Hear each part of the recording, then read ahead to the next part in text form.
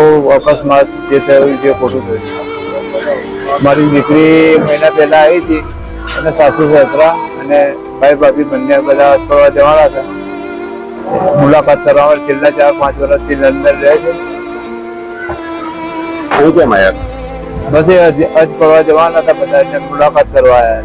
કેટલા સમય મોડાસા થયા? મોડાસા મારે જમાઈ તો પહેલા 16 તારીખે જતા રહ્યા ને પછી કાલે એમની 12 તારીખ ઈદ બાદ હું જઈશ એટલે ઈદ બાદ એ જવાની હતી. તમે જ્યાં સમારી કેટલી મળે જે પ્લેન ક્રેશ થયું પ્લેન ક્રેશ થયું ને તરત જ 5-10 મિનિટમાં સમાચાર આવી ગયા એવા અમે અમદાવાદ નીકળી ગયા. ત્યાં અફડાતફડીનો માહોલ હતો.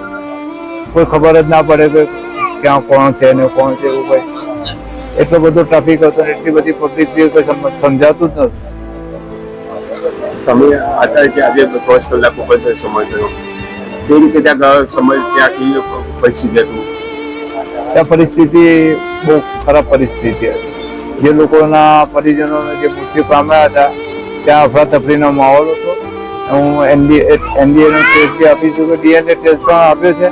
મારી છોકરીની જલ્દીમાં જલ્દી ડેડ બોડી મળી જાય તેવી આશા રાખું છું. ઓળખ વિધિ માટે બી ફોટા આપ્યા છે, બધી નિશાની આપી છે મારી છોકરીની, બધું આપેલું છે. ત્યાંનું પ્રશાસનનો કેવો સાથ સહકાર?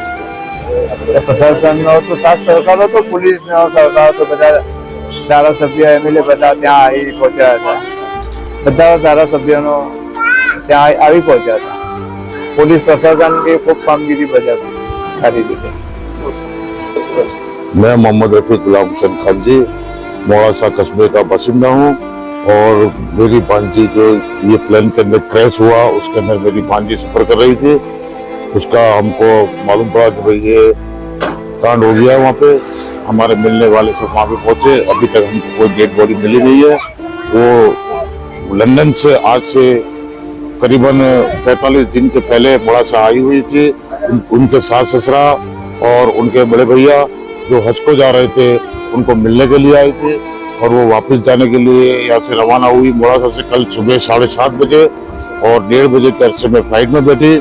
और ये जो फ्लाइट उड़ने के बाद में करीबन 1:45 हमको 45 पे वहाँ से इत्तला मिली कि भाई प्लेन क्रैश हो गया है और हमारे बंदे यहाँ से पहुंचे.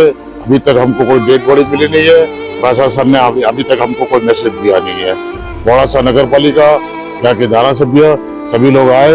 आने के बाद में उन्होंने हमको आश्वासन दिया कि जितना बन सके हम हमारी तरफ से जितनी कोशिश होगी हम आपकी डेड बॉडी को जितना बनेगा इतना जल्दी से जल्द मोड़ासा आपके शहर में पहुंचाएंगे और हम प्रशासन से यही उम्मीद रखते हैं.